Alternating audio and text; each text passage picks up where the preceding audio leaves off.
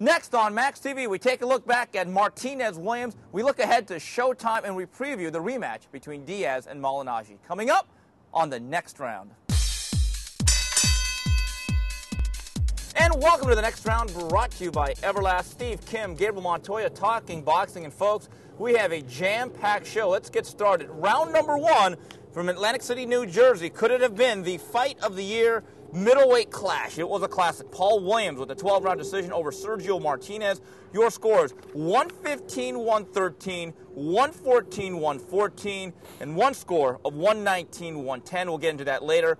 The winner by majority decision, it is Paul the Punisher Williams. And starting off this fight card, heavyweights in action. Chris ARREOLA bludgeons Brian Minto in 4. Williams-Martinez, on paper it looked like a good matchup, but on canvas we really didn't know what the matchup of styles would be.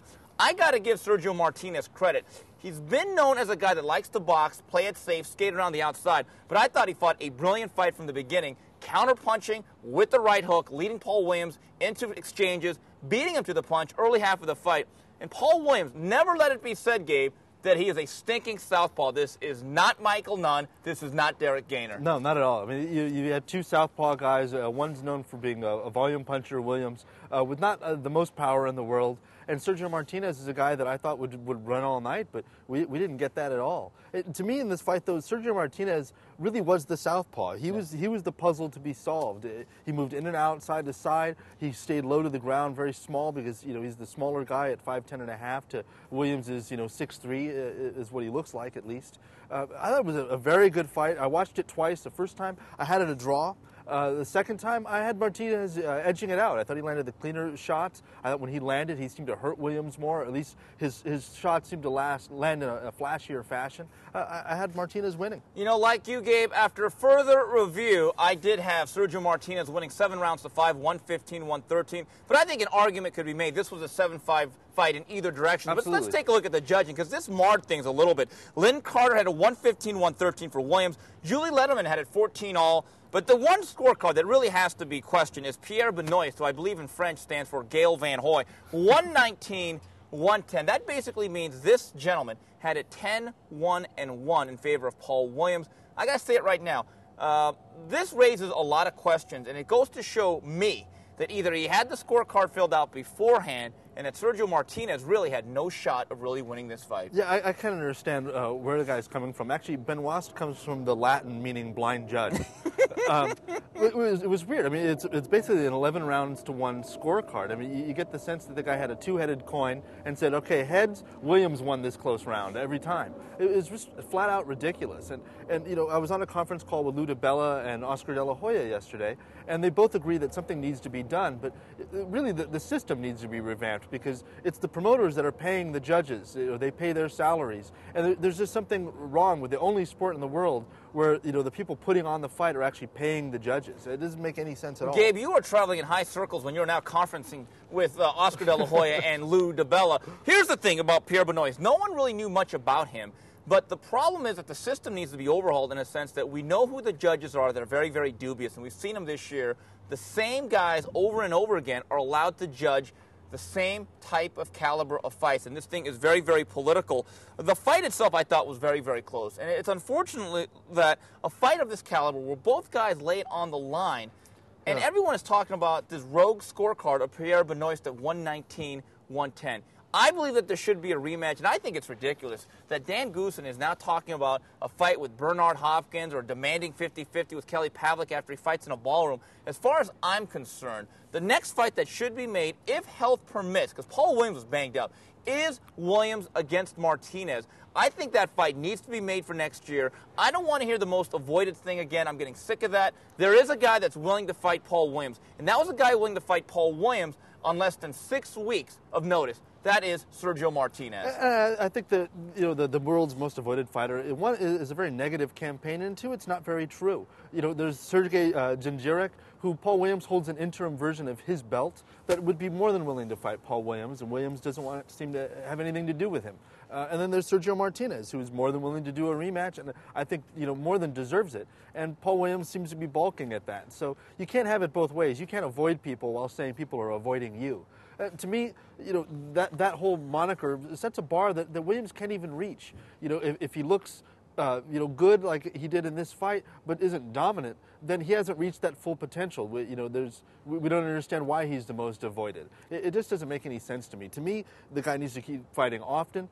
He needs to fight whoever he can. I don't care if it's just a top contender or a champion, but he needs to build a fan base. There's no one fight, barring maybe Oscar De La Hoya or Floyd Mayweather or say Mike Tyson, that's gonna send Paul Williams into the stratosphere where he can begin demanding 60-40 and making demands on other fighters. He's just not there yet in terms of his drawing ability. And it doesn't help that he only fights a couple of times a year, and this goes back to the promoter. Instead of being a booking agent and waiting around and begging for HBO dates, be more proactive and keep your guys more active and out there in the public eye, out of sight, out of mind. As for Sergio Martinez, him and Ali Fanica, they must hate this country. Oh. These are two foreigners who, unlike Neil Diamond, they don't want to come to America. 2 fights, 2 very, very dubious decisions. Here's a guy in Sergio Martinez who I think beat Kermit Cintron twice, 1 by knockout, 1 by decision, had to settle for a draw, and now this decision here, which I thought was very close. But it goes to show you, when one judge has a 119-110, and let's face it, Goose and Tudor / Heyman Boxing Organization, the real HBO, they were the house promoter and house fighter on this night. He may have never really had a shot, but in defeat, I think he comes out the victor. It is clear Sergio Martinez is one of the top 3 or 4 154-pounders in the world, maybe one of the top 20 fighters in the world pound for pound.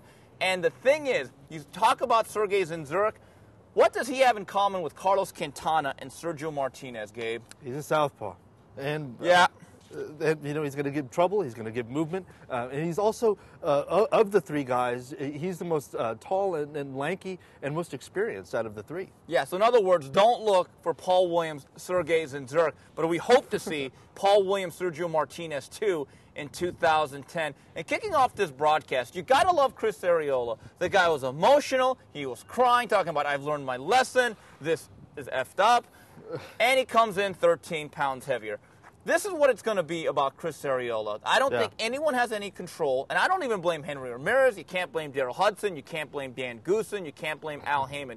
This guy is going to be who he's going to be, and whatever weight he feels like coming in at, that's the weight he's going to come in at. I think the days of looking and saying, are you in shape? Are you more focused?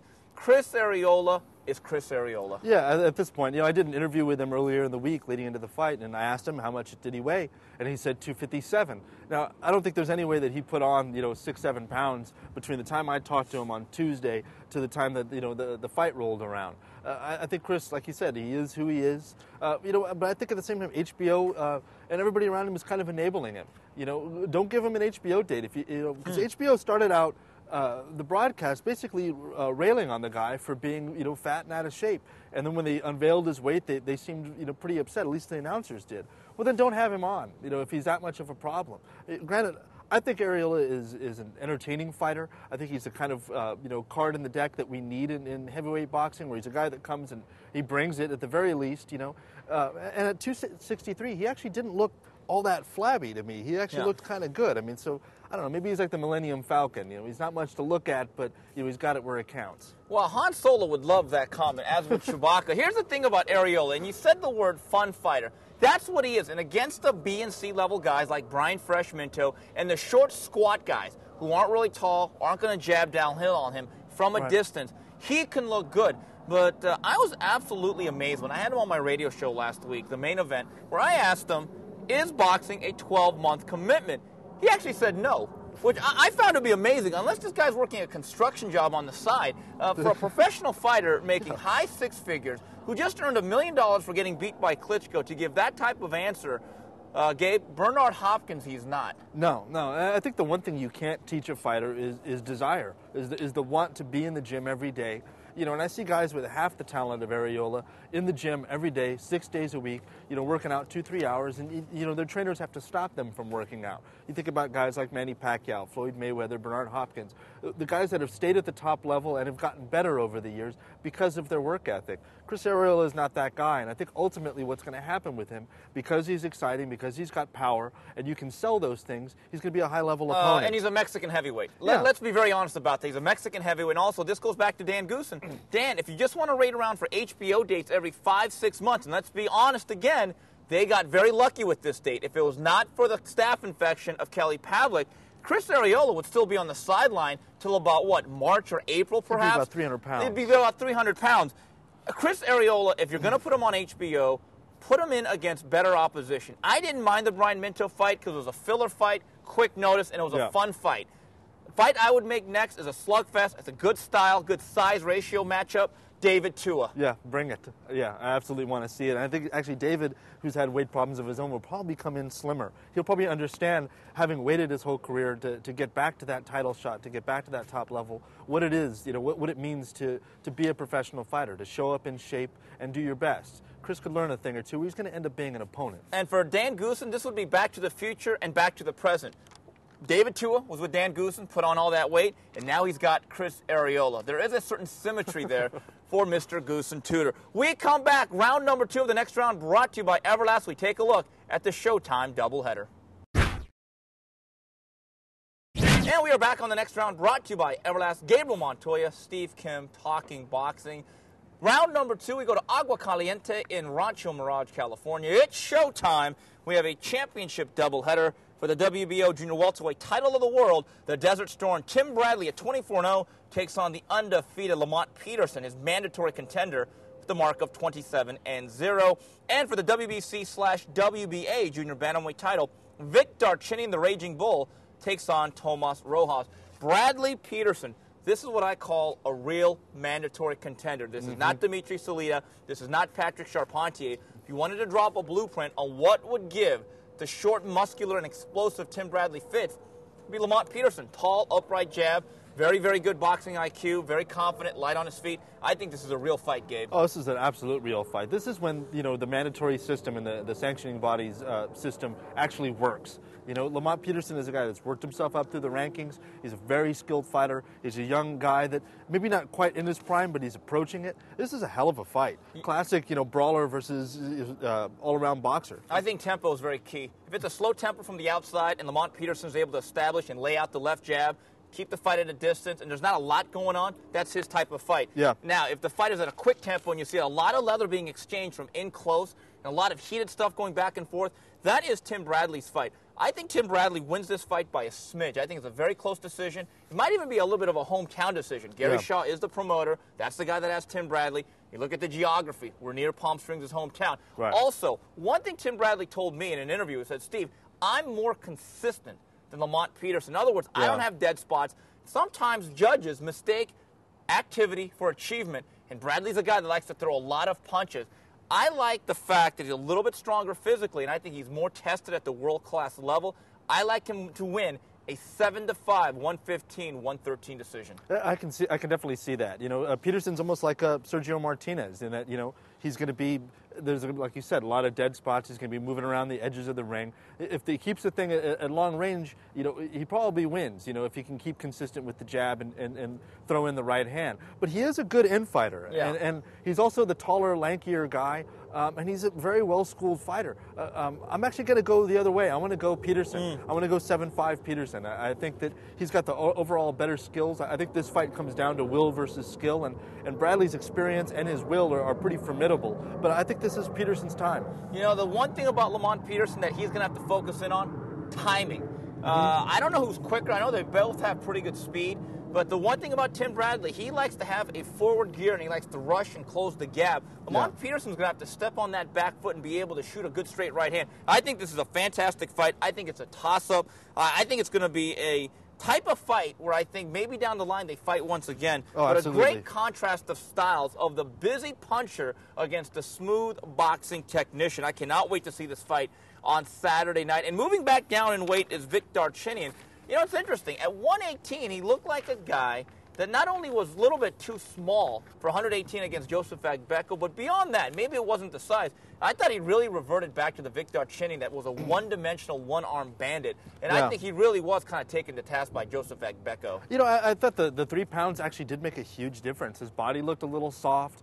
Maybe he took, Agbeko lightly and thought he was just going to blast him out of there, that moving up in weight would give him some more power, kind of rejuvenate him.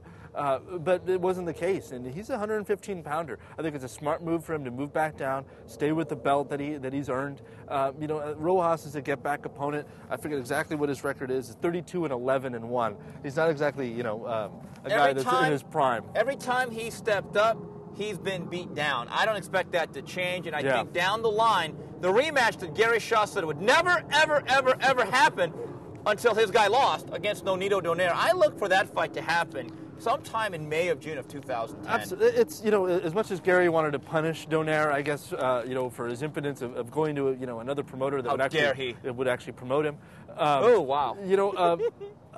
At this point, this is the only fight that Darchinyan has that can make him a ton of money. Donaire hasn't really risen, in stock as he's been away from Gary Shaw. He's kind of languished. He's had only a couple fights, but this is the biggest name opponent that Darchinyan can get because of their history together. Yeah, and you know what's funny? Donaire is still about 5'9". He still has longer arms, still has a big reach advantage, and it could still hurt him. That's still a very, very tough matchup for the Raging Bull, Vic Darchinyan. Well, that's it for Showtime. We come back, we take a look at Boxing After Dark. And we are back on the next round, brought to you by Everlast, Steve, Kim, Gabe Montoya, talking boxing. We go to the windy city of Chicago, where it's Boxing After Dark. Junior welterweight rematch, Juan Diaz, the Baby Bull, takes on Paulie Malignaggi once again. Then junior welterweights in action, Victor Ortiz takes on Antonio Diaz. And then via tape delay from Switzerland for the WBC heavyweight title, Vitaly Klitschko takes on the Kingpin. Maybe it's the East Coast media or the East Coast people, but everyone says this is the rematch that has to happen. It didn't happen in my book. It's happening, and there's nothing I can do about it, but is this a must-see rematch? No. I actually don't think it is. It wasn't to me. Well, it's interesting. This fight had that one horrible score. It was a close type fight between a slugger and a boxer. And people went crazy because of that one score. But you look back at the Martinez and Williams, and my inbox has not been filled up with anybody that has called that fight a robbery. They kind of threw out that one judge as being kind of an idiot and looked at the fight and said, this is just a great fight, and let's just celebrate it. Well, Diaz-Malignaggi was not really a great fight. It was actually kind of a boring fight between one guy who, he landed a lot of punches, but kind of slapped a lot and is not in any danger of knocking me out. And Juan Diaz, who looks slower at 140, less explosive than he did as a lightweight, and seems to be kind of moving down the hill. For a guy that's so young, he does have a lot of miles on him. I'm not that excited about this rematch. I've said this, and I asked this to Paulie Malignaggi, but shouldn't he thank Gail Van Hoy? If Gail Van Hoy makes that fight 115-113 for Diaz, which a lot of people did, or even 116-112, I don't think there's a big clamor for this rematch and this pressure on Golden Boy and Willie Savannah and Juan Diaz to take this fight to a neutral territory. I like Malignaggi to win a decision this time. I do actually think he won the first fight. Certainly don't think it was a robbery. And I just think there's going to be what they call in the NBA a makeup call.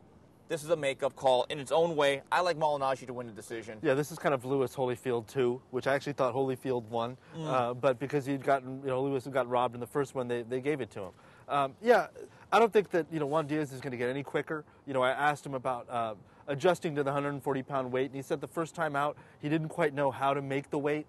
And he was kind of eating a lot one day, not eating a lot the next day. And he's got a strength and conditioning coach that has kind of worked out his diet for this. But, the strength and conditioning coach can only do so much. He's not going to make him quicker. He's not going to make him hit any harder. And I think his same game plan is going to show up in this fight. He's going to try to throw more punches than Malignaggi. And he's still going to be the slower guy, and he's going to have wider punches, as always. Yeah. So I think Malignaggi pulls out a 7-5 decision. The Baby Bull, interesting to me, and you talk about the mileage. He's like a very, very young car that has 300,000 miles on it, because most of his fights were long-distance, 12-round, grinding fights. Those guys do age quicker because they don't score a lot of easy knockouts or early knockouts, and it seemed to me, coming back off the loss to Nate Campbell, then getting stopped by Juan Manuel Marquez, I hate to say it, even at this age, I just have my questions. Have we seen the best of Diaz already? Has he turned the corner physically, and is it downhill from here? I think so. Victor Ortiz, Antonio Diaz.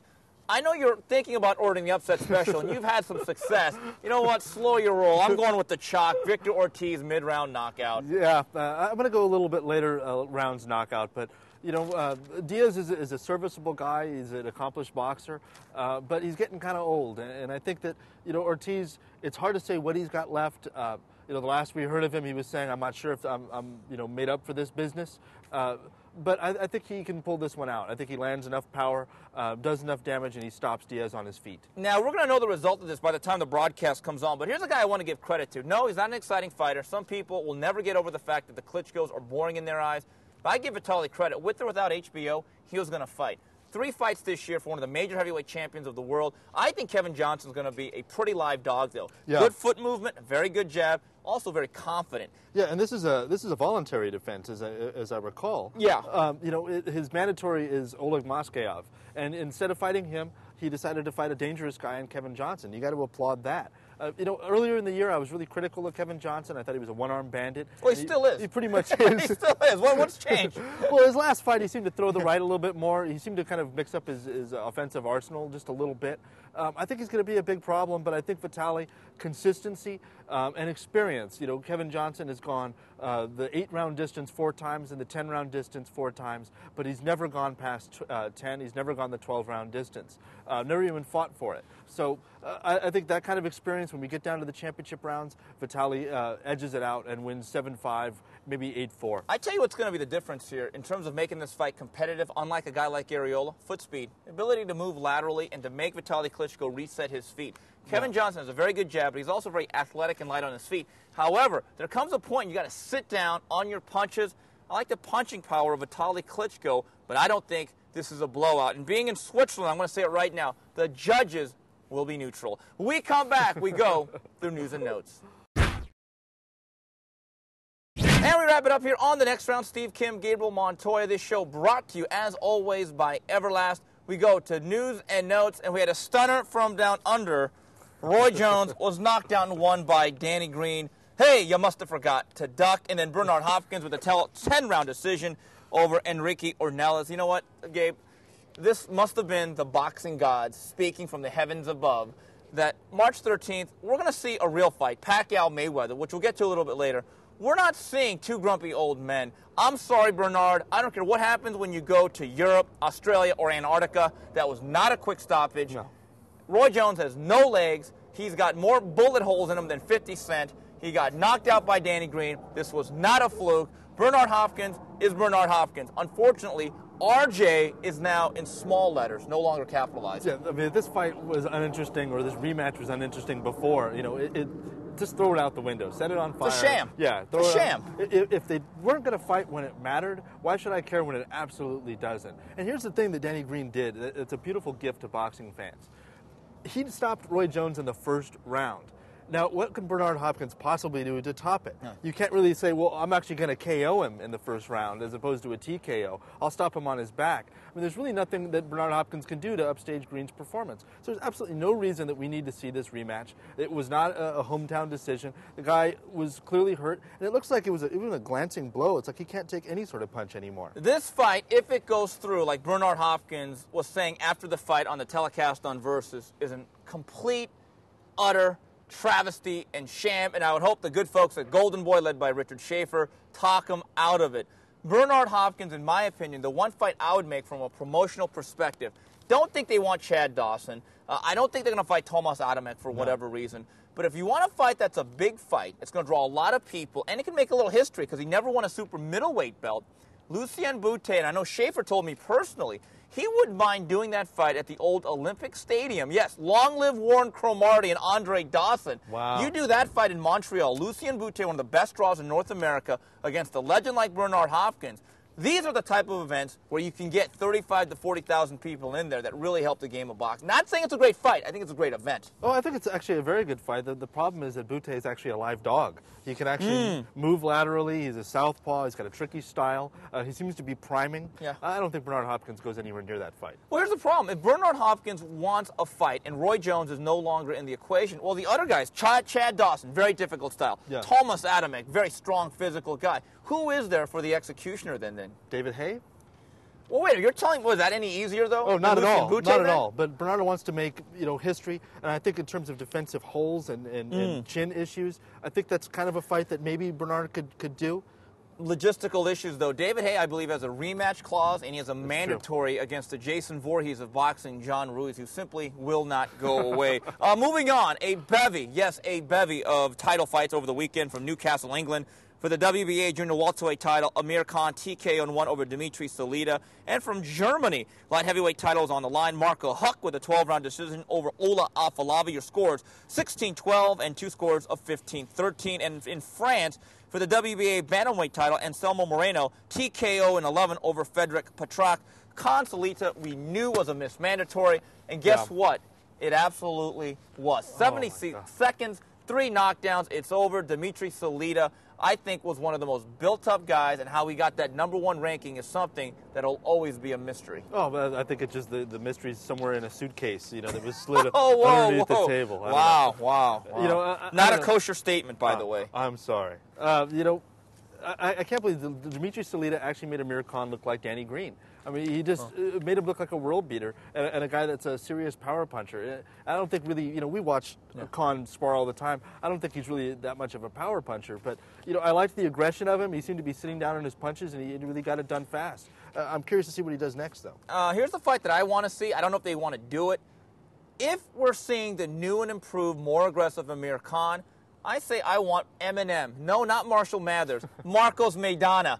That's a fight I'd love to do, and I think Maidana would have no problems going to England. This guy is a puncher, he's aggressive, and he's not Dimitri Salita. Ola Afolabi, one of my favorite characters. Here's the thing, if you're going to rope-a-dope on foreign soil, you run the risk of getting out-hustled consistently. Yeah, he actually rope-a-doped himself. You know, he just kind of stays on the ropes. You know, the offense completely disappears. And, you know, the defensive skill like his is really becoming a lost art. It's a beautiful thing to watch when he's training. But, yeah, it's not going to get it done overseas. Yeah, and he simply puts his punches on layaway. You got to let your hands go a little bit. And Anselmo Moreno, I don't know if you people have seen him. You may want to get some YouTube footage or some DVDs. Anselmo Moreno is one of the very good bantamweights in the world. That's a smooth boxing southpaw who's not a stinker. I really enjoy watching this guy. I can't wait to see him fight Hasegawa or somebody of that ilk. I mean, he's really rising. He's really getting better every time, and I'm a sucker for a good southpaw. Yes. Okay, Max Kellerman. And moving on to Showbox. Junior middleweights in action. Carson Jones exposes Tyrone Brunson in 3. And then junior welterweights, we have controversy. Mighty Mike Gunjando with a dubious decision in 8 rounds over Mauricio Herrera. You want to talk about the word exposed. This was a classic example. This was a guy, Tyrone Brunson. His record was about as real as Milli Vanilli singing back in 1990. Yes, you know it's true. And I called for the upset special. And you know what, though? It's not even an upset special. I think every boxing insider knew the first time Brunson got clipped, he'd hit the deck, and that's exactly what happened. Well, everyone but me, apparently, because I picked Brunson by decision. But, you know, Brunson, as soon as he got hit, man, he looked about as ready for adversity as Oliver McCall when he rematched Lennox Lewis. I mean, he just kind of moving around the ring and just kind of waiting to get knocked out. It was something to see. I mean, you know, adversity always exposes your true nature and what you're really all about. And, well, now we know. Carson Jones last year, we saw him actually earlier this year against Jesus Soto Cross, gave him hell. Here's a guy with a somewhat pedestrian record, 24-7, but he's only 23 years old. Last 12 fights, he's 10-1-1. There's a kid that was matched very tough early in his career, maybe overmanaged or overmatched. Yet now he's starting to develop a little bit. This guy's a pretty interesting prospect. Gabe, you agree with me? I thought Herrera came on the beat on Chondo. Oh, yeah. I thought he was actually in control for most of the fight. I mean, there was moments where it was, you know, give and take. It was kind of a tough fight to score at times because Chondo was so aggressive and was landing kind of the harder shots, you know, throughout the fight. But I thought Herrera clearly won. So do I. I think Herrera is a guy that I've seen develop at the Thompson Boxing Cards out there in Ontario. I think he's a pretty decent prospect. Do I think he's a world champion? No. But I think he's a good, solid 10-round fighter that will make for some pretty good action fights, television bouts down the line. And moving on here, we go to the fight preview Friday in Montreal, Canada. From the Bell Center, WBC light heavyweight title is on the line. Jean Pascal rematches Adrian Diacono. And Friday in South Africa, for the IBF welterweight title, Isaac Lachayo takes on Jean Zavek. Pascal Diacono, I have to admit, at first fight I thought the Shark Diacono would do Jaws and eventually capture up to Pascal. Pascal's speed and quickness I thought was the difference. You know what? I think Pascal makes it 2 for 2. I think he moves on to fight Chad Dawson. Yeah, I thought the same thing in the first fight. I think Pascal, you know, does it a little bit easier, maybe even gets a late stoppage. Yeah, Diacono's a guy who's going to be a grinder, and if you stay right in front of him, he's going to look good. A little bit of movement, you're going to have some problems. And now, moving on, we didn't get to this, but we haven't forgotten about it either. But we're going to talk about it more. Mayweather-Pacquiao, for all intents and purposes, looks like it's going to get made for March 13th. It's a little bit of a surprise. I thought it'd be more May, or I thought they'd been hung up. I got to give everyone credit.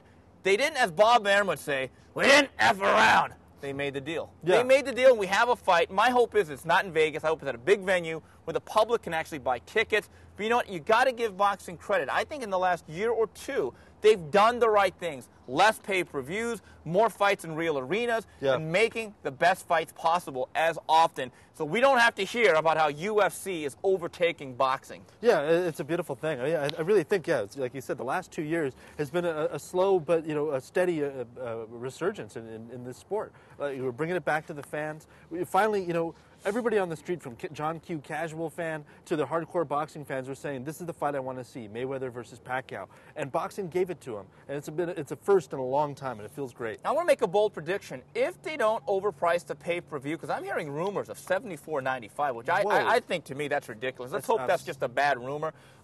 If they price it somewhere around $54 to $60, which I think is appropriate, they might be able to do 3 million buys. I really believe that. I agree. I totally agree. Yeah, this is a fight that everybody wants to see. I mean, from Sports Center's talking about it, everybody's talking about it. Easily 3 million. It's good to see that boxing is not dead. Well, anyway, on behalf of Gabriel Montoya and the rest of Max Boxing, till the next round, goodbye, everybody.